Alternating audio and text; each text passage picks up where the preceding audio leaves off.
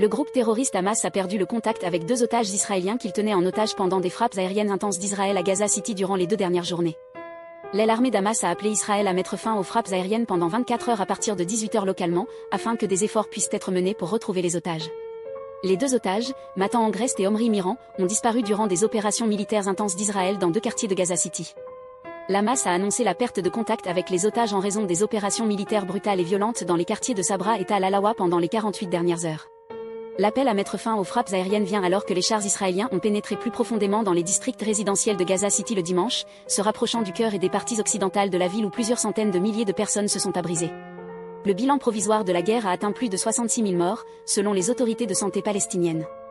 Parmi les morts figuraient 79 personnes qui ont été amenées à l'hospitalisation dans les dernières 24 heures. L'administration sanitaire palestinienne, partie du gouvernement d'Hamas à Gaza, ne distingue pas entre civils et combattants dans son bilan, mais a déclaré que les femmes et les enfants représentent environ la moitié des morts. Les autorités israéliennes affirment toujours que 48 otages sont encore retenus captifs à Gaza, environ 20 d'entre eux étant supposés être encore vivants.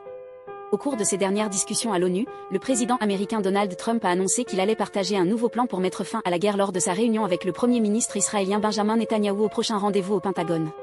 Selon des sources arabes, ce plan comprendrait la libération de tous les otages en 48 heures et un repli progressif des forces israéliennes de l'enclave palestinienne.